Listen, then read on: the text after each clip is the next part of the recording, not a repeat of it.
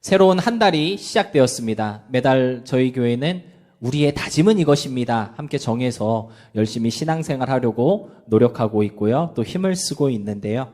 9월 한 달 우리의 다짐은 믿음의 허리띠를 조이자입니다.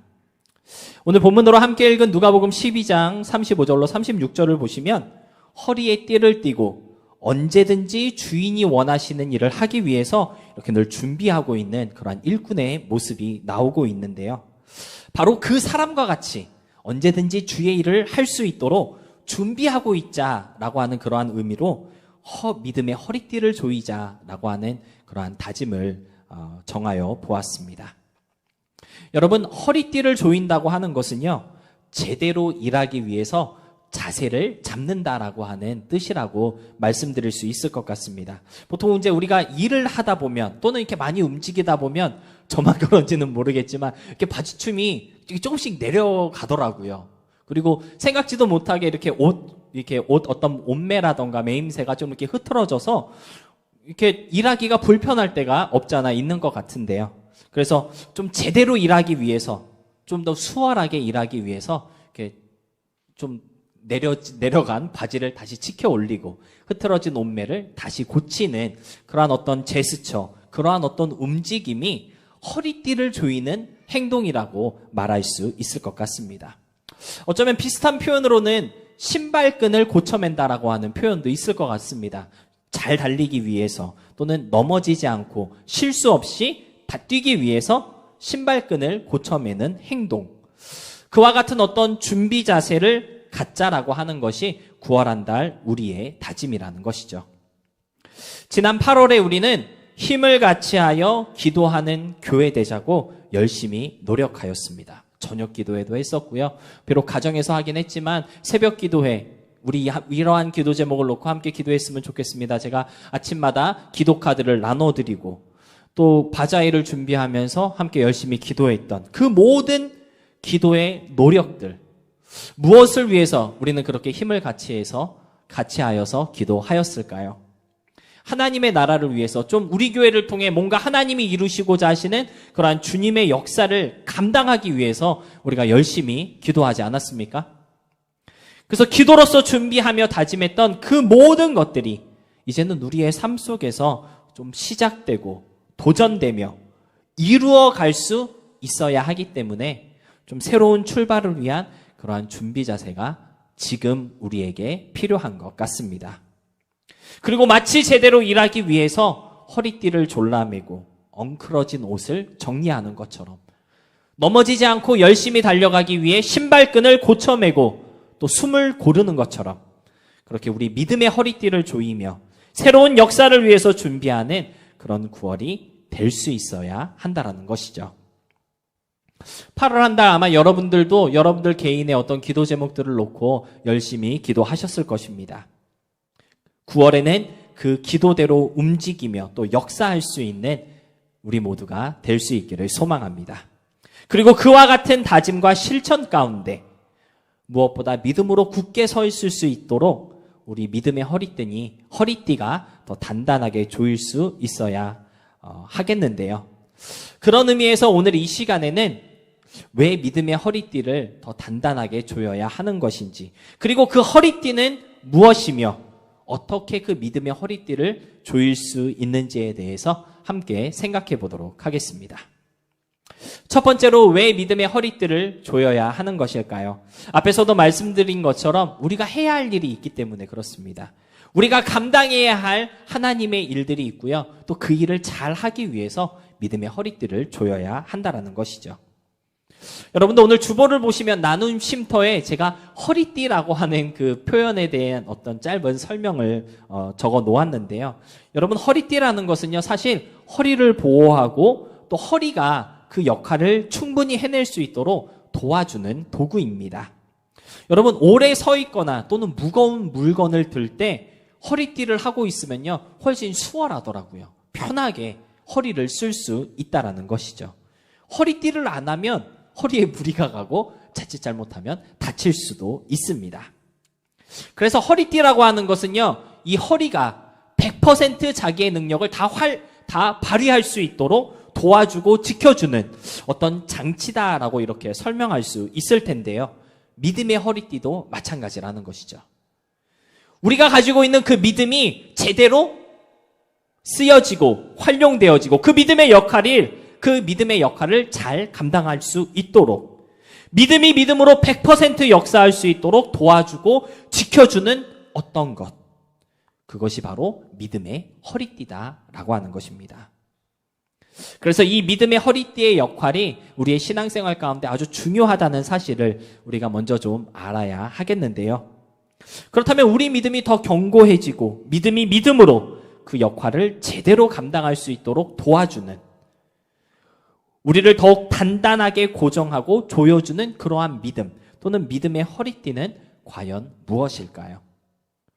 오늘 본문을 보니까요, 그것은 바로 하나님이 주인 되신다라고 하는 믿음이라고 오늘 본문은 말씀하여 주고 있는 것 같습니다. 오늘 본문으로 함께 읽은 35절을 가만히 보시면요, 허리에 띠를 띠고 등불을 켜고 서 있는 어떠한 하인 또는 일꾼의 모습을 우리가 보게 되는데요. 이 사람이 이렇게 허리띠를 띠고 바르게 서 있는 이유가 있습니다. 이 사람은 도대체 무엇 때문에 늦은 시간까지 허리띠를 띠고 바르게 서 있는 것일까요? 36절을 보니까요, 주인이 돌아왔을 때, 문을 두드릴 때 빠르게 문을 열어주기 위해서 이렇게 굳건하게 서 있는 것이라고 오늘 본문은 말씀하고 있습니다. 주인이 돌아와서 주인이 원하는 주인의 요구를 들어주기 위해서 오늘 이 하인, 이 일꾼은 준비하고 있는 것이다 라고 하는 것이죠. 나에게 요구하고 또 명령할 수 있는 주인이라는 존재가 있기 때문에 35절의 주인공은 그냥 있을 수가 없었던 것입니다. 나에게 명령하고 나에게 요구할 수 있는 주인이라는 존재가 있기 때문에 늦은 시간까지 허리에 띠를 띄우고 그 주인의 명령을 듣기 위해서 주인이 원하시는 일을 해야 했기 때문에 등불을 켜고 서 있었던 것이다 라고 하는 것이죠. 밤늦게 집으로 돌아온 주인이 문을 열으라고 두들길 때 문을 열어주기 위해서, 아무리 늦은 시간이라 할지라도 주인이 밖에서 돌아와서 야, 발 씻을 물 가지고 와 했을 때 그 주인의 요청에 신속하게 움직이며 주인의 요구대로 물을 가져다 주는 것처럼 주인이 원하시는 그 일들을 제대로 감당하기 위해서 허리띠를 조여야 한다라는 것이죠. 다른 말로 내가 순종해야 할 주인이 있다는 어떤 생각, 그러한 믿음을 우리가 가지고 있어야 한다라는 것입니다. 주인의 존재를 인식할 때 우리의 믿음이 긴장을 늦추지 않는 그러한 믿음이 되게 되는 것이고요. 주인이 원하시는 일들을 해야 한다라는 사명감을 가질 때 흐트러짐 없이 바르고 정확하게 일을 할 수 있기 때문입니다. 그렇다면 먼저 우리가 짚고 넘어가야 할 것이 하나 있겠죠. 무엇입니까? 우리가 순종해야 할 주인이 누구인지 주인에 대해서 알아봐야 할 필요가 있을 것 같습니다. 여러분, 흔히 우리가 알고 있는 이 주인이라고 하는 말의 그 뜻을 제가 한번 사전을 찾아보니까요, 이렇게 쓰여 있더라고요. 어떤 것의 소유자 또는 어떤 것의 소유권을 가지고 있는 사람, 그 사람을 주인이라고 부른다라고 사전에서 설명해주고 있었습니다. 여러분, 제가 설교할 때마다 이 아주 좋은 컴퓨터 이 패드를 얼굴 인식을 못하고 있습니다. 잠깐만요.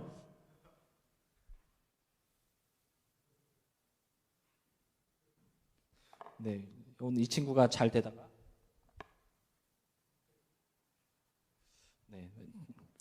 아주 좋은 컴퓨터라고 얘기하려고 그랬는데 별로 좋지 않네요. 제가 설교할 때마다 이 패드를 쓰고 있는데 여러분, 이 패드가 누굴 걸까요? 비록 더 나누는 교회라고 쓰여 있기는 하지만 이 컴퓨터는 누구 거예요? 누가 뭐라 해도 제 겁니다. 왜냐하면 제가 정당한 값을 주고 이 소유권을 샀거든요. 그래서 이 컴퓨터의 주인은 나다라고 얘기할 수가 있겠죠. 여러분, 우리가 사용하고 있는 이 건물의 주인은 누구일까요? 비록 우리가 아무 꺼리낌 없이 마치 우리 교회인 듯 모든 시설을 맘대로 다 쓰고는 있지만 엄연하게 이 건물의 주인은 철치 온 더 코너입니다. 미국 교회가 이 건물을 지었고요. 그리고 유지하고 있기 때문입니다. 이처럼 주인이라고 하는 것은요, 어떤 것을 소유하기 위해서 합당한 값을 주고 소유권을 산 사람을 부르는 말이고요. 또 다른 의미에서는 어떤 것을 새로 짓거나 또는 만듦으로써 그 소유권을 갖게 된 사람을 뜻하는 말이 바로 주인이라는 단어의 의미입니다. 그렇다면 정말 중요한 질문을 던져볼 수 있어야 될 것 같습니다. 저와 여러분은 우리의 소유권은 누구에게 있을까요? 내 인생의 주인은, 내 삶의 주인은 과연 누구일까? 우리 그러한 질문을 던져볼 수 있어야 할 것 같습니다. 요한계시록 4장 11절을 보니까요, 이러한 말씀이 있습니다. 우리 요한복음 4장 11절 말씀 다 같이 함께 읽어보도록 하겠습니다. 시작. 존귀와 영광을 받으시는 것이 합당하오니 주께서 만물을 지으신지라 만물이 주의 뜻대로 있었고 또 지으심을 받았나이다 하더라. 아멘. 여기 보니까요, 존재하는 모든 것, 즉 만물이 주의 뜻대로 있었고 또 지으심을 받았다라고 증거하고 있습니다. 지구에 존재하는 모든 것, 동물이건 식물이건 눈에 보이건 보이지 않건 그 모든 것들이 다 하나님의 뜻대로 있었고 하나님에 의해 지으심을 받았다고 하는 것이죠. 그러면 이 지구상에 존재하는 모든 것들은 다 누구의 것일까요? 바로 하나님의 것이다 라고 하는 것입니다. 사실 모든 성경의 가장 첫 장인 창세기 1장만 우리가 좀 제대로 읽고 이해한다면 온 세상의 주인이 누구인지, 내 삶의 주인이 누구이며 내 인생의 주인이 누구인지 우리는 쉽게 알 수 있고 또 아무 거리낌 없이 고백할 수 있을 것입니다. 왜냐하면 창세기 1장은 아주 단호한 목소리로 여호와 하나님께서 모든 것을 창조하셨다라고 선언하고 있기 때문이라는 것이죠. 따라서 내 인생의 주인, 우리 삶의 주인은 누구라고 말할 수 있을까요? 바로 하나님이시라고 우리가 고백할 수 있어야 하겠습니다. 내가 내 인생의 주인이 아니라 우리의 소유권은 나에게 있는 것이 아니라 하나님께 있는 것이라고, 하나님이 우리의 주인이시다라고 고백할 수 있어야 한다라는 것이죠. 그래서 이사야 43장 1절 말씀을 보니까요, 하나님이 우리에게 이렇게 말씀하고 계신 것을 볼 수 있습니다. 우리 함께 읽어볼까요? 야곱아, 너를 창조하신 여호와께서 지금 말씀하시느니라. 이스라엘아, 너를 지으신 이가 말씀하시느니라. 너는 두려워하지 말라. 내가 너를 구속하였고 내가 너를 지명하여 불렀나니 너는 내 것이라. 우리는 누구의 것입니까? 하나님의 것입니다. 하나님께서 너는 내 거야 라고 우리의 소유권을 하나님께서 주장하고 있는 것을 볼 수가 있습니다. 사실 내 인생의 주인이 내가 아니라 하나님이라고 하는 이 성경의 선언이요, 믿지 않는 분들에게는 그리 환영받지 못하는 내용이고 그들이 거부하는 그러한 개념일 수도 있겠습니다. 사람들은요, 내 인생의 주인은 누구라고 말하죠? 내 인생의 주인은 나라고 주장하고 있습니다. 내 인생이니 내 맘대로 살 권리가 나에게 있다라고 말하고 있다라는 것이죠. 이러한 믿지 않는 사람들의 생각을 아주 잘 표현하고 있는 아주 유명한 노래가 있습니다. 미국을 대표하는 락커 본조비라는 가수가 있는데 혹시 아시나요? 본조비 들어보신 적 있으십니까? 별로 안 유명한가 보네요. 네, 본조비라는 가수의 It's My Life라고 하는 노래가 있습니다. 여기서 혹시 들어보신 적이 없으신가 봐요. 진짜 유명한 가수인데. 네, It's My Life 이렇게 시작하는 노래 있습니다. 후렴구에 가사를 한번 보면요, 이런 가사가 있습니다. 영어인데 제가 한번 읽어보겠습니다. It's my life and it's now or never. I ain't gonna live forever. I just want to live while I am alive. It's my life. My heart is like an open highway. Like Frankie say, I did it my way. I just want to live while I am alive. Cause it's my life. 제가 한국어로 잠깐 가사의 내용을 간추려 보면요, 이런 거예요. 내 인생이니까 지금 내가 하고 싶은 대로 내 방식대로 살 것이다. 뭐 이러한 각오를 지금 보여주고 지금 이렇게 노래하고 있는 거예요. 영원히 살 것도 아닌데 그냥 내가 살아있는 동안만 사는 것이니 내 인생을 살아보겠다. 반조비는 지금 그렇게 노래하고 있는 것입니다. 여러분, 이 노래의 가사가 어떻습니까? 내 인생이고 내 삶이니 내가 원하는 대로 살겠다라고 하는 반조비의 이 노래가 좀 이렇게 멋있고 까리하게 들리시나요? 세상 사람들은 되게 와, 멋있다. 나도 저런 인생을 살고 싶어. 이렇게 생각할 것 같습니다. 근데 저는요, 이 노래를 들을 때마다 참 허무하고 또 의미 없는 노래다라고 하는 생각을 종종 했었는데요. 제가 사실 반조비의 팬이거든요. 제가 좀 락뮤직을 좋아해서 반조비 노래도 많이 들었고 또 그 옛날 가수 중에 그 락 그룹 중에 보스턴이라는 그룹도 있는데 그래서 보스턴하고 반조비가 제 그 페이버릿 투 그룹인데 그런데 이 노래만큼은 공감이 잘 되지 않더라고요. 여러분, 제가 솔직하게 한번 물어보겠습니다. 내 인생의 주인은 바로 나니까 내가 원하는 대로 살아보겠다라고 아무리 노래한들 내가 원하는 대로 살 수 있을까요? 없을까요? 절대 살 수 없습니다. 내가 원하는 방식으로 세상을 살아보겠다. 내가 원하는 모습으로 나는 살아갈 거야. 아무리 노래하고 팔짝 뛰어도 그렇게 살아가는 사람 있을까요? 없을까요? 있는 것 같지만 자세히 살펴보면요, 한 사람도 없습니다. 여러분, 저는요, 기아차 말고 포르쉐 타고 싶거든요. 만약에 내가 원하는 대로 살아가겠다라고 말하고 원하는 대로 살 수 있다면 저는 지금 포르쉐를 끌고 다녀야 되겠죠. 그런데 현실은 기아차를 끌고 다니고 있습니다. 저는요, 아이를 한 4명에서 5명은 갖고 싶거든요. 내가 내 인생이니까 내 방식대로 살 거야 라고 주장한다면 우리 사모가 많이 힘들어지겠죠. 그러니까 그 누구도 내가 원하는 대로 내 방식대로 살아갈 수 없다라는 것이죠. 다른 말로 표현하면요, 이 세상 그 누구도 자기가 원하는 대로 살 수 없다라는 것입니다. 내 인생이니 내 맘대로 살아보겠다고 아무리 고집 부려봤자 아무 의미 없다라는 것을 여러분은 이미 잘 알고 계시다라고 하는 것이죠. 다른 말로 표현하자면 우리 인생의 주인이 내가 아니기 때문에 우리는 그렇게 살아갈 수 없다라는 것입니다. 하지만 성경을 보니까요, 이렇게 말씀하고 있습니다. 고린도전서 8장 6절 말씀인데요. 제가 한번 읽어보도록 하겠습니다. 그러나 우리에게는 한 하나님 곧 아버지가 계시니 만물이 그에게서 났고 우리도 그를 위하여 있고 또 한 주 예수 그리스도께서 계시니 만물이 그로 말미암고 우리도 그로 말미암아 있느니라. 이게 무슨 말씀이냐면요, 우리의 인생은 하나님에게서부터 시작되었다라는 거예요. 그리고 하나님을 위해서 존재하고 있다라고 하는 것이죠.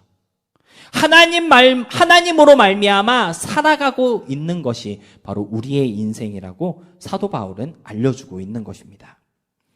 우리의 인생이지만 우리를 위한 인생이 아니라 우리의 주인 대신 하나님을 위해 존재하는 것이고요.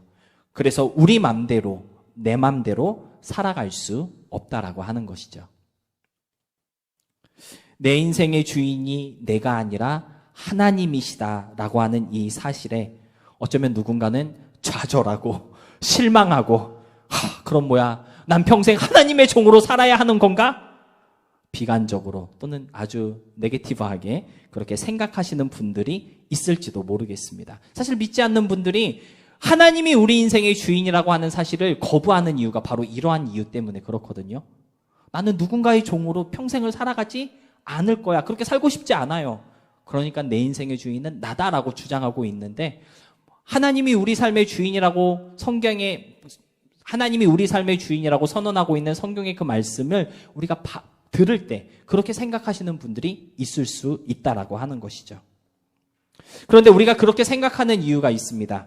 우리가 주인과 종 또는 소유자와 소유된 자라는 그러한 개념을, 그러한 말을 들을 때 우리는 이 관계를 수직 관계, 위아래의 관계로 이해하고 있기 때문에 그렇습니다. 하지만 여러분, 성경에서 말씀하고 있는 하나님의 소유, 또 하나님께서 우리의 주인이 되신다라고 하는 선언은요, 수직 관계를 표현하기 위한 그러한 말씀이 아니라 우리가 하나님의 테두리 안에 있음을 알려주는, 그것을 묘사하는 단어라는 것을 우리가 깨달을 수 있어야 하겠습니다. 주인과 종의 관계이기보다는 아버지와 아들의 관계로, 소유자와 소유된 자의 개념이라기보다는 보호하는 자와 보호받는 자의 개념이 더 세다라고 하는 것이죠. 앞에서 우리는 이사야 43장 1절 말씀을 통해 너는 내 것이다 라고 선언하고 계신 하나님의 말씀을 함께 살펴보았는데요. 근데 사실은요, 이사야 43장 1절보다 더 중요한 것이 이사야 43장 2절과 3절 말씀입니다. 우리 다시 한번 이사야 43장 1절부터 3절까지 쭉 이어서 함께 보도록 하겠습니다. 우리 다 같이 함께 읽어보도록 하겠습니다. 1절부터 읽을게요. 시작. 야곱아, 너를 창조하신 여호와께서 지금 말씀하시느니라. 이스라엘아, 너를 지으신 이가 말씀하시느니라. 너는 두려워하지 말라. 내가 너를 구속하였고 내가 너를 지명하여 불렀나니 너는 내 것이라. 내가 물 가운데로 지날 때에 내가 너와 함께 할 것이라. 강을 건널 때에 물이 너를 침몰하지 못할 것이며 내가 불 가운데로 지날 때에 타지도 아니할 것이요 불꽃이 너를 사르지도 못하리니 대전하는 여호와 내 하나님이요 이스라엘의 거룩한 이요 내 구원자임이라.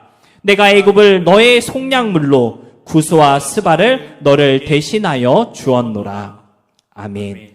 사실은 43장 1절로 7절까지를 다 읽어야 하는데 나중에 집에 가셔서 꼭 이사야 43장 1절로 7절 말씀 읽어보시기 바랍니다. 여러분, 너는 내 것이라 말씀하신 하나님은요, 야, 이제부터 너 내 거니까 내 맘대로 할 거야. 너 맘대로 할 수 있는 거 아무것도 없어.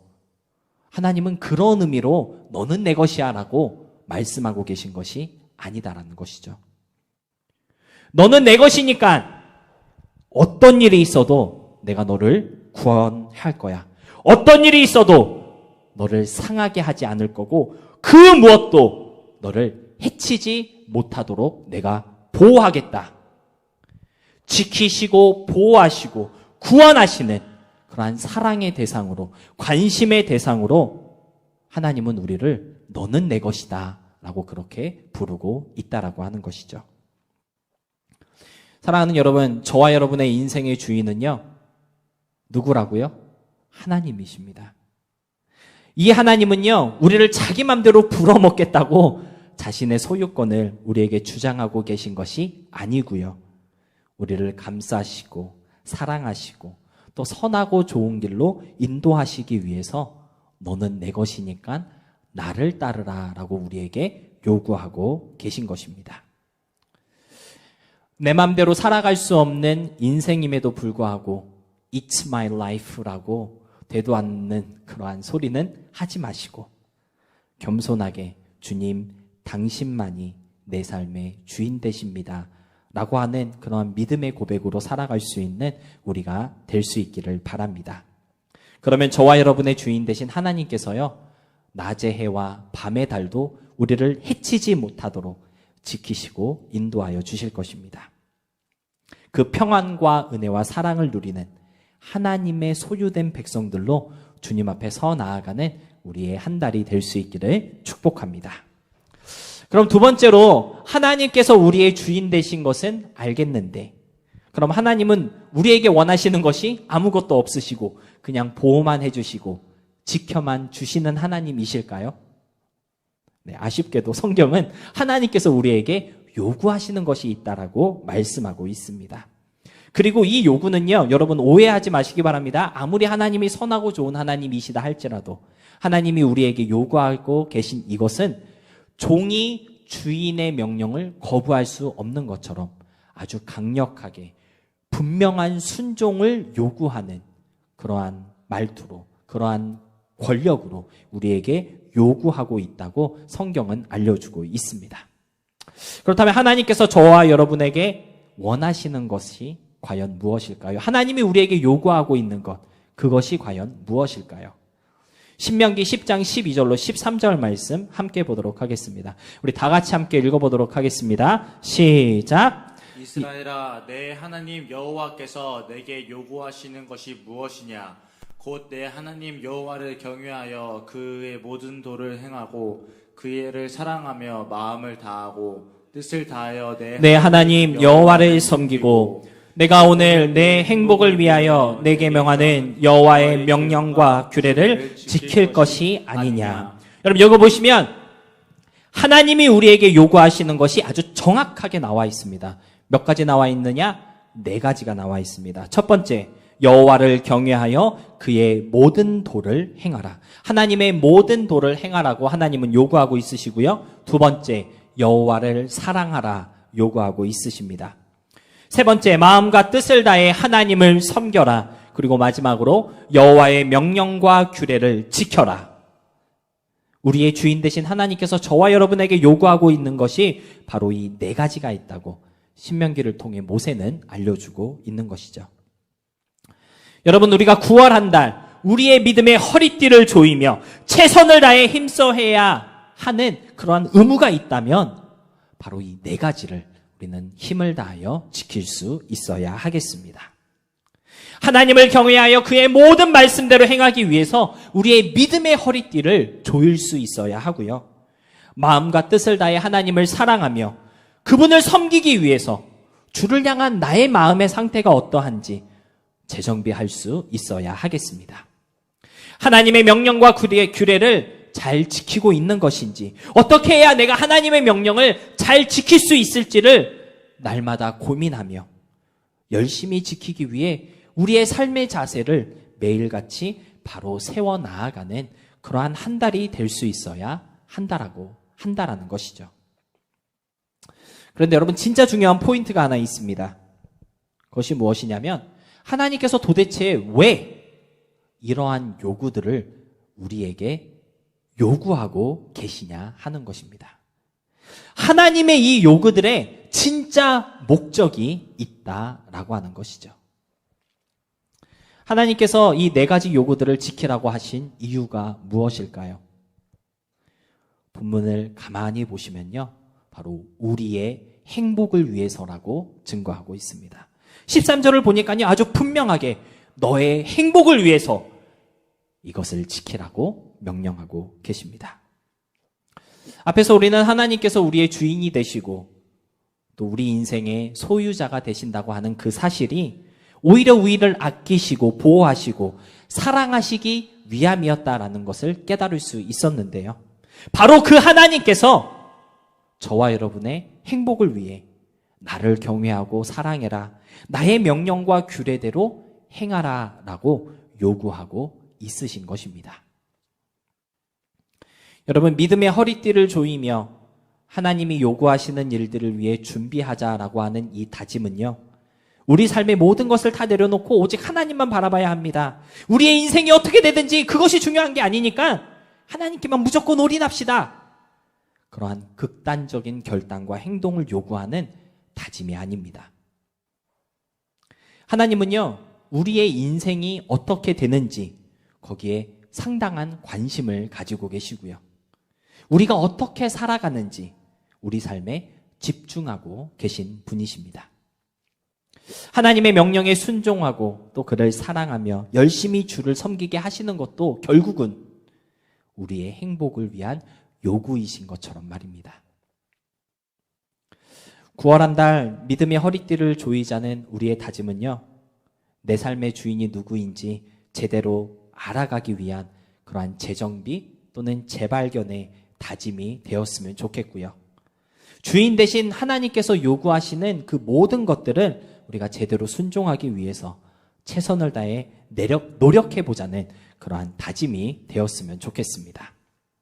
그리고 그 무엇보다 하나님을 사랑하며 그의 명령에 순종하는 것이 결국은 나의 행복이라고 하는 그 사실을 우리가 깊이 깨닫게 되는 그러한 9월 한 달이 될 수 있음으로써 일만 하기 위해서 허리띠를 조이는 것이 아니라 하나님의 관심과 사랑, 보호하심을 다시 한번 우리의 삶 가운데 진하게 체험하기 위한 그러한 준비라고 하는 사실을 좀 기억하시면서 기쁨과 그리고 간절함으로 믿음의 허리띠를 조이고 굳건하게 세워져가는 그런 우리의 9월이 될 수 있기를 진심으로 소망하며 부탁드립니다. 말씀을 맺겠습니다. 오늘 함께 했던 찬양 중에 끝까지라고 했던 그런 찬양이 있었죠. 제가 사실은 설교를 다 준비해놨는데 우리 김동건 찬양 인도자께서 이 찬양을 설명하시면서 내가 하고자 했던 설교의 모든 내용을 미리 다 말씀하셔서 깜짝 놀랐습니다. 내 설교를 뺏겼나? 네, 이미 준비한 거니까 그냥 한번 해보겠습니다. 오늘 함께 했던 찬양 중에 끝까지라고 하는 찬양이 있었는데요. 그 찬양의 가사가 오늘 우리가 함께 나눈 그 말씀의 메시지를 잘 표현해주고 있는 것 같습니다. 제가 찬양의 가사를 다시 한번 읽어보도록 할게요. 아직 내겐 많은 아픈 기억이 있지만 주를 향한 나의 노래 멈출 수 없네. 아직 내겐 많은 질문이 남아있지만 주가 주신 나의 믿음 흔들림 없네. 끝까지 주를 위해, 끝까지 주만 위해. 사망도 권세도 이 세상 무엇도 날 끊을 수 없네. 높음도 깊음도 이 세상 누구도 날 끊을 수 없네. 이러한 가사로 우리가 끝까지라고 하는 찬양 함께 고백하였는데요. 여러분, 우리가 믿음의 허리띠를 조일 때 그 어떤 상황 속에서도 끝까지 가는 우리가 될 줄로 믿습니다. 신앙생활 하다 보면 사실 아픈 기억도 있을 수 있습니다. 살아갈 때 우리를 아프게 하고 또 쓰라리게 하는 것들 얼마나 많이 있습니까? 풀리지 않는 질문들도 있을 수 있고요. 하지만 그런 것들에 흔들리지 않기 위해서는요, 하나님이 내 삶의 주인이시라는 그 믿음의 허리띠를 더 단단히 묶을 수 있어야 하겠습니다. 이해되지 않는 상황 속에서 해결되지 않는 문제들만 넘쳐나고 있을지라도 그 무엇도 우리를 하나님의 사랑에서 끊을 수 없고요. 그 어떤 것도 우리를 향한 하나님의 사랑을 막을 수 없습니다. 왜냐하면 우리는 하나님께 속해 있고 하나님의 테두리 안에 있는 하나님의 소유된 사람들이기 때문입니다. 이것이 오늘 저와 여러분이 단단하게 조여야 할 믿음이라는 사실을 꼭 기억하시고 내 삶의 주인 되신 하나님께 우리의 눈이 고정되고 우리의 갈망이 고정되고 우리 삶의 목표와 표대가 고정될 수 있어야 하겠습니다. 그럼으로써 저와 여러분의 9월 한 달이 하나님으로 말미암아 하나님이 주시는 그 보호와 은혜와 관심과 평안으로 인해 행복하고 복된 시간들이 될 수 있기를 진심으로 소망하며 축복합니다.